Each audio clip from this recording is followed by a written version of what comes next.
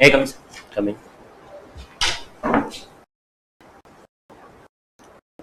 Namaste. Have a seat. Namaste, namaste. Thank you, sir. अपनी पहचान बताए बिना अपना परिचय दीजिए। सर, मैं पाली जिले से बिलोंग करता हूँ। मैंने 10th क्लास 2007 में सोलर सिटी से उत्तीर्ण की है। 12th क्लास मैंने 2009 में जोधपुर से उत्तीर्ण की है। उसके पश्चात मैंने बीटेक इलेक्ट्रिकल इंजीनियरिंग में NIT पटना से 2014 में उत्तीर्ण की है। उसके बाद मैं एक निजी शिक्षण संस्थान में नीट के बच्चों को ऑर्गेनिक केमिस्ट्री पढ़ा रहा हूँ और उसके साथ ही मैं RS की प्रिपरेशन कर रहा हूँ। ये मेरा तीसरा प्रयास है और साक्षात्कार में मैं पहली बार अपियर हूँ। ठीक है, आप सोजत से हैं? जी सर। सोजत किस चीज़ के लिए जाना जाता है? तो सोजत मेहंदी के लिए फेमस है। मेहंदी का साइंटिफिक नेम क्या है? सर, लोसेनिया इनर्बिस। ठीक है, तो मेहंदी तो कई और जगहों पे भी होती है, फिर सोजत की मेहंदी की ऐसी क्या बात है जो इतनी फेमस है? सर, जो लासोन, जो लोसेनिया नाम पड़ा, उसमें जो लासोन जो कंटेंट है सर, वो सोजत की मिट्टी के अंदर उसका परसेंटेज है वो अराउंड 2.5% है। बाकी जहाँ पर भी मेहंदी की पैदावार होती है उसमें लॉसन जो कंटेंट है वो इतनी ज़्यादा मात्रा में प्रेजेंट नहीं होता है। साथ ही वहाँ की जो जलवायु है वो शुष्क है, तो वो मेहंदी को सपोर्ट करती है, इसलिए वहाँ अच्छी पैदावार। ये GI टैग्स क्या होता है? Sorry, GI tags, geographical indicators. Sir, geographical indication किसी क्षेत्र विशेष की कोई विशेष चीज को मान्यता प्रदान करने के लिए, ताकि वहाँ का जो चीज है वो इंटरनेशनल लेवल पे रिकॉग्नाइज हो, साथ ही उनको प्रोत्साहन मिले और एक अच्छी रकम मिले, इसके लिए प्रदान किया जाता है। ये चाइना, जो चेन्नई में जो GI के लिए जो DPIT करके बने इंस्टीट्यूट, वहाँ से प्रदान किया जाता है। ठीक है, आपने बीटेक किया है इलेक्ट्रिकल इंजीनियरिंग। जी सर। फिर उसके बाद अभी आप बड़े अच्छा खासा आप कैरियर ऑप्शन लेकर चल रहे हैं, बच्चों को पढ़ा रहे हैं। जी सर। फिर आप सिविल सर्विसेज में क्यों आना चाहते हैं? सर, सिविल सर्विसेज में आने के लिए मैंने कॉलेज में ही प्रिपेयर कर लिया था माइंडसेट, इसीलिए मैंने जब ये जॉब ज्वाइन की थी तो मेरे पास ऑप्शन था कि मैं इलेक्ट्रिकल में ही अपना कैरियर परस्यू करूं या सिविल सर्विस की तैयारी करूं, तो मैंने निश्चय इसी में आने का किया था। इसलिए साइड में अपने आजीविका के निर्वाहन के लिए मैंने अपने कैरियर पाथ के रूप में इसको सेलेक्ट किया है और मैं कंटिन्यूसली उसके साथ तैयारी भी कर रहा हूँ। ठीक है, अभी पाली में आप रहें कि या ज़्यादा पाली से बाहर ही रहें? ज़्यादा कैसे? पाली शहर की बात कर रहा हूँ। पाली शहर में कभी जाने का काम पड़ा? सर, पाली शहर में जाने का काम तो पड़ा है और वैसे सोजत सिटी में मैं 10th तक रहा हूँ। पाली शहर किस चीज़ के लिए जाना जाता है, क्या विशेषता है वहाँ की? सर, विशेषताओं में वहाँ का गुलाब हलवा है वो प्रसिद्ध है। प्राचीन काल में ऐतिहासिक जो मार्ग था, जो गुजरात के लिए जो दिल्ली से मार्ग जाता था, उस पे ही होने की वजह से व्यापारिक केंद्र है, वहाँ टेक्सटाइल की इंडस्ट्रीज है, साथ ही वहाँ हस्तशिल्प वगैरह के उद्योग वगैरह प्रसिद्ध है। पाली के टेक्सटाइल इंडस्ट्री की आप बात कर रहे हैं, वहाँ उससे रिलेटेड एक इम्पोर्टेंट अभी प्रॉब्लम्स भी वहाँ चल रही है। क्या यहाँ पर जो है प्रॉब्लम है टेक्सटाइल इंडस्ट्री की वजह से? सर, सबसे बड़ी समस्या हो रही है कि वहाँ पाली में जो बांडी नदी है, टेक्सटाइल के जो डिस्चार्ज हो रहे हैं उसमें केमिकल और पोल्यूटेंट ज्यादा होने की वजह से वो पानी बिना ट्रीटमेंट के जब सीधा जा रहा है जलाशय में, तो उसकी वजह से जल प्रदूषण हो रहा है, तो वो पानी पीने में भी दिक्कत कर रहा है, साथ ही वहाँ की फसलों को और खेती को भी नुकसान पहुंचा रहा है। तो ओवरऑल वहाँ पे प्रदूषण जो है पाली जिले का बहुत ज्यादा है अगर मापों पे देखा जाए तो। ठीक है, आपने अपनी हॉबी मेंशन करी है रीडिंग बुक्स, बायोग्राफीज। किस किस की बायोग्राफीज पढ़ चुके हैं अभी? Sir, Shri Abdul Kalam, Mahatma Gandhi ji, doctor Bhimrao Ambedkar, Abraham Lincoln, Barack Obama ji की, नेल्सन मंडेला जी की, और अभी मैं गुरुदेव रविंद्रनाथ टैगोर की। ठीक है, आपने जो नाम सुझाए हैं उन सबके अपने बहुत ही बड़े बड़े महान विचार रहे हैं। अगर इनके विचारों को एक साथ यूँ हम साथ में लेकर चलें, उसका निचोड़ निकालें, इन सब में से आपको कौन से 2 या 3 विचार आप बताएं जो बहुत अच्छे लगे और वो आपको इंस्पायर करते हैं? सर, समानता के लिए सबने बढ़ावा दिया है। मनुष्य का जो जन्म हुआ है वो प्राकृतिक रूप से सभी को समान अधिकार होने चाहिए, उन पर सभी ने बढ़ावा दिया है। किसी ने रंग भेद का विरोध किया है और किसी ने गोरे की जो नीति है या कोई ऊंच नीच का जो छुआछूत है उनका विरोध किया। तो एक तो ये है। दूसरा है शांति और अहिंसा पे सबका केंद्र रहा है। परिवर्तन समाज में लाने के प्रयास सभी ने किए हैं, लेकिन उनका जो मार्ग था उन्होंने ध्येय के साथ साथ उस मार्ग पे भी बहुत ध्यान दिया है कि हमें जो लक्ष्य प्राप्त करना वो इस तरीके से प्राप्त करना ताकि उससे कोई डिवाइड नहीं हो और वो एक सस्टेनेबल जो है वो ग्रोथ हो हमारी। ठीक है, मुझे आप 3 G20 मेंबर नेशंस के नाम बताइए। सर, भारत, चीन, रसिया। ठीक, thank you sir. Thank you. आपने पटना से किया है ना ग्रेजुएशन? बिहार से। बिहार इतना पिछड़ा क्यों है? सर, प्राचीन काल में बिहार हमारे सिरमौर राज्यों में शामिल है, वहाँ का जो साम्राज्य था। वर्तमान में है जो पिछड़ने का सबसे बड़ा रीजन है कि वहां पर जो व्यवसाय है, औद्योगिक केंद्र है, वो इतने अधिक विकसित हो नहीं पाए हैं। साथ ही वहां बीच में जो राजनीति थी, उस राजनीति ने अपने आप को एक तरह से स्टेट को सेटबैक की तरफ लाने पे ज्यादा ध्यान दे दिया, निजी स्वार्थों की पूर्ति में ज्यादा घोटाले वगैरह ज्यादा हुए थे। और उसके साथ ही सर जो वहां से समृद्ध जो लोग हैं, जो सक्षम लोग हैं, वो स्टेट से बाहर माइग्रेट ज्यादा कर रहे हैं, दिल्ली में और बाहर मुंबई में और बसावट की ज्यादा है, उसकी वजह से वो इतना ग्रोथ। बीमारू स्टेट की संकल्पना आती है क्या? बीमारू स्टेट का मीनिंग वही हुआ कि जहाँ ग्रोथ रेट है वो बहुत कम है, साथ में वहाँ स्वास्थ्य, उद्योग, जो भौगोलिक विकास जो है वो उतना पर्याप्त नहीं है। पर्टिकुलर बीमारू का कोई अर्थ पता है किसी को? एकदम क्लियर अर्थ तो सटीक अनुमान नहीं है, बाकी बीमारू का मतलब ये है कि जो विकास की यात्रा में कहीं ना कहीं पीछे रह चुके हैं। ठीक है। आप बायोग्राफी पढ़ते हैं? जी सर। एक होता है ऑटोबायोग्राफी। जी सर। क्या डिफरेंस होता है? सर ऑटोबायोग्राफी किन्हीं महापुरुष द्वारा जो खुद के हाथों से जो लिखी हुई है, और बायोग्राफी जो है सर, किसी भी व्यक्ति के बारे में उनकी अनुमति से या जो भी नियम उनके तहत कोई भी व्यक्ति लिख सकता है। तो कोई ऑटोबायोग्राफी लिखी हुई आपको याद हो जो बता सके? जी सर, विंग्स ऑफ फायर जो है वो श्री अब्दुल कलाम जी की और महात्मा गांधी जी की सत्य के मेरे प्रयोग। पाली से आते हैं आप, अभी पाली को संभाग बनाया है, तो संभाग बनाने से क्या फायदे होंगे पाली? सर सबसे बड़ा फायदा है कि संभाग स्तर के लिए जो लोगों की जो दूरियां है वो कम हुई है, तो प्रशासनिक जो है वो विकेंद्रीकरण के साथ साथ प्रशासनिक सुदृढ़ता बढ़ी है, तो लोगों को निश्चित रूप से इससे बहुत फायदा मिलने पड़ा। साथ ही जो प्रशासन द्वारा जो काम संभाला जा रहा था उसमें अब नियंत्रण और उनका बढ़ने वाला है, क्योंकि वहां पर जो संभाग है पाली, उसमें 4 जिले हैं, पहले जोधपुर संभाग था उसमें 6 जिले थे, तो निश्चित रूप से कहीं ना कहीं प्रशासनिक नियंत्रण भी बढ़ने वाला है। पाली से एक तहसील को अलग निकाल के नए डिस्ट्रिक्ट में शामिल किया गया, कौन सी तहसील थी? सर 52 नए जिले का निर्माण हुआ है, जिसमें रायपुर और जैतारण 2 तहसीलों को शामिल किया। रायपुर जैतारण। अगर पाली से आप अजमेर आप कनेक्ट होते हो, कौन सा नेशनल हाईवे है वो? सर ये NH 162 है जो NH 48 में कन्वर्ट हो रहा है। NH सोजत सिटी है वो NH 162 पे बसा हुआ है, फिर वो आगे सर अजमेर आता है तो वो NH 48 है। ठीक। अगर आप जैसे इलेक्ट्रिकल बीटेक में आपने बीटेक किया है इलेक्ट्रिकल में, इससे आपको अगर प्रशासन में कल को आप ज्वाइन करते हैं तो आपको क्या सीख मिलती है? मतलब आप अपने जो स्किल्स है उनका कैसे उपयोग करोगे? सर ऊर्जा है वो निश्चित रूप से ऊर्जा पर निर्भरता पर ही सारा काम जो है वो डिपेंड कर रहा है, तो अगर मैं प्रशासन में शामिल होता हूँ तो ऊर्जा हमारी महती आवश्यकता है। जैसे अभी रिन्यूएबल एनर्जी का दौर चल रहा है, सोलर एनर्जी पे, विंड एनर्जी पे सभी सरकारों का फोकस है। इंटरनेशनल सोलर जो अलायंस है वो भारत ने उसकी स्थापना की है, तो भारत निश्चित रूप से उसका अग्रणी राष्ट्र है। तो अगर मैं प्रशासन में रहता हूं तो मुझे इन चीजों का ध्यान रहेगा, तो मैं रेस्पॉन्सिबिलिटी के साथ ये तो सबको ही पता है। सर उसका पता होने के साथ साथ उन चीजों को अगर मुझे समझाया जाएगा कि जो तकनीकी विद होंगे वो मुझे किसी चीज को समझाएंगे, तो निश्चित रूप से बाकी की तुलना में मैं बेहतर समझूंगा। ग्रिड से अगर कहीं स्टेशन पे जहाँ पे जाती है एनर्जी, कितना छिजत परसेंटेज जाता है? सर इसका ग्रीन का मुझे कंफर्म आइडिया नहीं है, लेकिन AT&C जो लॉसेज है वो राजस्थान में 20%। ठीक है। एक ट्रांसफार्मर लगते हैं जी सर, इनको क्यों लगाया जाता है? सर ट्रांसफार्मर जो है वो जब पावर जनरेशन होता है तो उसका जो वोल्टेज है उसको बढ़ाने या कम करने के लिए जब घरों में सप्लाई करना है। बढ़ाने वाले को क्या बोलते हैं? सब जो वोल्टेज बढ़ाने में आते हैं वो स्टेप अप कहलाते हैं, और जो वोल्टेज घटाते हैं वो स्टेप डाउन ट्रांसफर। सर आप सीकर में काम कर रहे हैं अभी। जी सर। शेखावाटी फेमस क्यों है? 2 विशेषता बताइए शेखावाटी। सर शेखावाटी हवेलियों के लिए फेमस है, वहाँ पर प्राचीन जो हवेलियाँ है वो बहुत ज़्यादा है। और दूसरा सर शेखावाटी का जो है वो विविधता, वहाँ पर जो सांस्कृतिक रूप से विविधता देखने को मिलती है वो अलग है। सांस्कृतिक विविधता में शेखावाटी के कोई 2 नृत्य बताइए, लोक नृत्य। सर गिदड़ नृत्य जो है वो शेखावाटी में होता है होली के अवसर पर, और सर घूमर वैसे पूरे राजस्थान में ही है सर, तो वहाँ पर भी चलता है। अच्छा, शेखावाटी में ये बताइए हवेली बनी है ना, हवेली और महल में अंतर क्या होता है?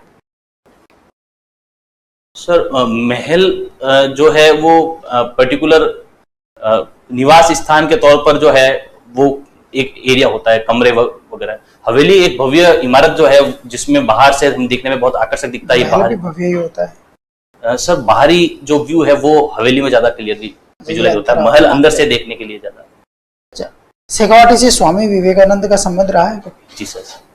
सर खेतड़ी जो है वो झुंझुनू में पड़ता है, वहाँ के महाराजा अजीत सिंह ने ही जब स्वामी विवेकानंद शिकागो सम्मेलन में, विश्व धर्म सम्मेलन में गए थे, तो उन्होंने उन्होंने सहायता प्रोवाइड की थी आर्थिक रूप से। अच्छा, आपको यदि कहीं शेखावाटी के किसी उपखंड का एसडीएम बना दिया जाए, और चूंकि आप एजुकेशन से जुड़े हुए हैं, तो क्या सुधार करना चाहोगे आप वहाँ के विद्यालय में? सर, विद्यालयों के अंदर जो है टीचर्स की जो स्टाफ की जो कमी है, तो जो जितना हमें संसाधन मिला उन संसाधनों का कैसे ऑप्टिमम यूज किया जा सकता है, तो उसके बारे में मुझे चूंकि शिक्षा के क्षेत्र में रह के उन क्वालिटीज का पता है कि कैसे बेटर एजुकेशन प्रोवाइड की जा सकती है, तो वो मैं जरूर उनके साथ शेयर करना चाहूंगा। दूसरा, जो योजनाएं चल रही है वो योजनाओं का धरातल पे कितना बेहतर क्रियान्वयन हो सकता है, तो मैं निजी क्षेत्र से भी काम कर चुका हूँ, तो उन चीजों को मैं और बेटर वे बता सकता हूँ कि इफेक्टिव कैसे कराया जाए। टीचर की कमी तो आप कैसे पूरी कर पाओगे वहाँ पे? सर, संसाधन तो जो मिले हैं वही मुझे मतलब उपलब्ध रहेंगे, उसी को मैं कैसे ऑप्टिमम यूज कर सकता हूँ वो मैं जरूर उनकी गाइड कर सकता हूँ। शेखावाटी सीकर जिला धीरे धीरे क्राइम रेट में ऊपर जा रहा है, क्राइम वहाँ पर बढ़ते जा रहा है, क्या रीजन मानते हो आप? बच्चों के कोचिंग संस्थाओं में भी सुसाइड के केस बढ़ रहे हैं, आत्महत्या या कोई ऐसे केस बढ़ रहे हैं, तो क्या रीजन मानते हो आप? सर, अपराध होने का जो मेन रीजन है वो शेखावाटी जो है सर, उनके जिले राजस्थान के सीमावर्ती जिले हैं, तो इसलिए जो नेक्सस जो है सर वो कई जिलों का आपस में बन चुका है। कई जिले के जो अपराधी है वो आपस में एक दूसरे को लिंक करके इंटरकनेक्ट होकर वो कम्युनिकेट करते हैं और एक दूसरे को शरण वगैरह देते हैं। तो पहले इतना नेटवर्क ग्रोथ नहीं कर रहा था, आजकल सोशल मीडिया के जो हानिकारक परिणाम है उसके तहत ऐसे भी उपयोग बढ़ रहे हैं जिससे इन लोगों की लिंक आपस में बढ़ते हैं और एक दूसरे को हेल्प कर रहे हैं। दूसरा सर, सुसाइड का जो मेन रीजन है वो कहीं ना कहीं जो कंपटीशन, जो प्रतिस्पर्धा का दौर बढ़ता जा रहा है, और जो बच्चे हैं वो जिस उम्र में आ रहे हैं उन्हें अपने करियर का या फ्यूचर का इतना आइडिया होता नहीं, उन्हें बेहतर ढंग से हम गाइड कर नहीं पा रहे हैं, उसकी वजह से वो स्ट्रेस में आते हैं। उनको लगता है कि अगर सफलता नहीं मिलती है तो हमारे जीवन का एंड यही हो जाएगा, हम आगे किसी काम पे नहीं रहेंगे। तो उन्हें हमें बेहतर तरीके से कम्युनिकेट करके समझाने की जरूरत है कि लाइफ जो है वो अपॉर्चुनिटीज देती है, हमें अपने पेशेंस के साथ हार्डवर्क करते रहना चाहिए, बेहतर अवसर मिलते रहेंगे। आप पढ़ाते हो, तो क्या आपके जीवन का कोई ऐसा इंसिडेंट जिसमें आपने इस प्रकार किसी बच्चे को बाहर निकाला, मतलब यानी उसकी स्ट्रेस से बाहर निकाला हो? सर, मेरे पास जिस तरह के बच्चा है उसमें ऐसा कोई गंभीर प्रवृत्ति का बच्चा तो मुझे अभी तक मिलने नहीं आया है, लेकिन कई बच्चे जरूर एग्जाम का प्रेशर की वजह से मिलते रहते हैं, जो मार्क्स कम आने की वजह से या परिवार में घर से फोन वगैरह आने की वजह से कई बार प्रेशर में होते हैं, तो वो जरूर अपने लिए मेरे पास आते हैं। तो उन्हें मैं अपने खुद के लाइफ का भी एग्जाम्पल देता हूँ, क्योंकि मैं साथ में तैयारी भी कर रहा हूँ, तो एक लंबी जर्नी मैंने भी तय कर रखी है, मैंने साथ में उन एग्जाम्स की भी तैयारी कर रखी है जो वो करते हैं, और मैं उनको एग्जाम्पल्स भी देता रहता हूँ कि आप सफल हो जाते हैं तो बहुत बेहतर है, आपको अच्छा एक पाथ मिलेगा। मेरे कई मित्र है वो सफल है, लेकिन कई जो नहीं सफल है उनके भी मैं एग्जाम्पल देता रहता हूँ, साथ में अपने एग्जाम्पल जो लाइफ एक्सपीरियंस है वो भी रिलेट करके सीकर और झुंझुनू कोई समय पर बहुत बड़ा एजुकेशन का हब था, डेवलप भी था, और उसके तुलना में सीकर कुछ भी नहीं था। आज सीकर बहुत आगे निकल गया है, क्या रीजन देखते हो आप इसमें? सर, झुंझुनू में जो सबसे पहले जो राजस्थान में शिक्षा का जो सबसे प्रचार प्रसार था वो वहां होने का वजह था कि वहां के व्यापारी लोग, जिन्होंने धनाढ़ी वर्ग ने पूर्ण रूप से अपने सामाजिक सरोकार में अपने अर्थ का जो है उपयोग किया। वो तो अभी भी चल रही है वहां पे विद्यालय। जी सर, और सीकर में जो है वो अब विस्तार इसलिए हो रहा है क्योंकि झुंझुनू में शुरू से ही जमीन वगैरह में पानी की कमी वगैरह थी। सीकर में पहले तो कंपेरेटिवली पानी वगैरह ज्यादा था, अब धीरे धीरे उनको लग रहा है कि खेती वगैरह पे जो है निर्भरता हमें कम करनी चाहिए, और साथ ही वहां जो लोग जो शिक्षित हुए उन्होंने वहां पर ध्यान देना चालू किया। तो वो कोचिंग संस्थानें जो आज से 25-30 वर्ष पहले स्थापित हुई थी, उन्होंने अब अच्छा खासा अपना जो है वो इसमें समझ वृद्धि कर ली है, तो लोगों का विश्वास भी बढ़ा है, तो वहां शिक्षा का स्तर बढ़ा है। पटना एनआईटी से आपने अपना बीटेक कंप्लीट किया है। इस एनआईटी का फुल फॉर्म क्या है, मतलब उसका पूरा नाम क्या है? National institute of technology. इससे पहले इसका कुछ और नाम नहीं, उसका यही नाम है, national institute of technology Patna? Ma'am, जो पटना है वो पहले रीजनल इंजीनियरिंग कॉलेज था, बिहार कॉलेज ऑफ इंजीनियरिंग था। फिर जब अटल बिहारी वाजपेयी सरकार में जब इनको एनआईटी में कन्वर्ट किया गया तो 2004 में इसका नाम एनआईटी कर दिया। ओके, उन्होंने किसी महापुरुष के नाम पर नहीं रखा है एनआईटी का नाम? नहीं मैम, इसमें एनआईटी पटना में किसी महापुरुष का नाम साथ नहीं। ये जो एनआईटी है इनको ये किस मिनिस्ट्री के अंतर्गत आते हैं? मैम, ये शिक्षा मंत्रालय के अंदर ही आते हैं, जो इस टाइप का मानव संसाधन मंत्रालय। Okay, education ministry central government में तो कोई है नहीं, तो मानव संसाधन मंत्रालय के भी किस पर्टिकुलर डिपार्टमेंट में आती है एनआईटी?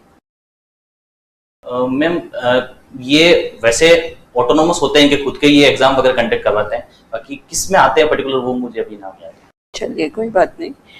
ऐसे कोई मुझे इलेक्ट्रिकल इंजीनियर्स के नाम 2-3 बताइए जो बहुत अच्छे प्रशासक भी रहे हों। मैम ओनली इलेक्ट्रिकल इंजीनियरिंग के नाम इंजीनियर्स के बता दीजिए। जैसे मेट्रोमैन जो ई श्रीधरन सर है, ऐसे ही अमेरिका के अंदर जो बेंजामिन फ्रैंकलिन थे वो एक अच्छा प्रशासक भी सिद्ध हुए और उन्होंने कई ओके, तो जो ई श्रीधरन सर हैं वो किस पद पर कार्य कर रहे थे? मैम जो वैसे वो सिविल इंजीनियर थे और उन्होंने जो दिल्ली में जो मेट्रो है उसका जो उनके ही गाइडेंस में काम करते थे। हाँ, किस पद पर थे? रेलवेज में थे? कहाँ पर थे? सॉरी। चलिए कोई बात नहीं। आपने बताया कि आप इंजीनियर हैं तो आप इलेक्ट्रिसिटी से रिलेटेड प्रॉब्लम्स अच्छे से समझ पाएंगे, बट मुझे ऐसा लगता है कि जो दूसरे लोग इंजीनियरिंग फील्ड से नहीं आते हैं वो लोग भी बड़ा अच्छे से इनको डिस्कॉम और सबको चला रहे हैं। तो आप तो बेटर है, ई श्रीधरन इंजीनियरिंग सर्विसेज में ही थे और वो पूरा इंजीनियरिंग विंग में ही काम करते रहे, तो आपको भी अगर एईएन, जेईएन या एक्सीएन पद पर काम करेंगे तो और भी बेटर कर पाएंगे। यहाँ पर क्यों आना? मैम ये जो एग्जाम जो अपनी मापदंड रखता है वो सारी योग्यता मैं पूर्ण करता हूँ और साथ ही रुझान जो है वो महत्वपूर्ण चीज, अगर मैं इसमें इंटरेस्ट लेता हूँ तो निश्चित रूप से मनुष्य का खुद का जो रुझान है वो ज्यादा प्रभावी रूप से काम करता है, क्योंकि फील्ड जो है हमने अलग अलग ऐसे सुने हैं कि जैसे सत्य नडेला जी है या जो अभी गूगल के हैं तो वो इलेक्ट्रिकल इंजीनियर थे लेकिन आज सॉफ्टवेयर में बहुत ऊंचे मुकाम पर है। तो अगर रुझान है आपका और आप कुछ करना चाहते हैं तो इंसान की सोच से सब कुछ किया जा सकता है। और फिर जैसा कि आपने कहा भी, तो आप तो केवल हम आपको जब डिस्कॉम या ऐसे जगहों पर पोस्टिंग देंगे तभी आप अपनी इंजीनियरिंग का यूज़ कर पाएंगे बेटर, बाकी आपकी पोस्टिंग तो कहीं पर भी हो सकती है, फिर आप क्या यूज़ करेंगे आपकी इस एजुकेशन का?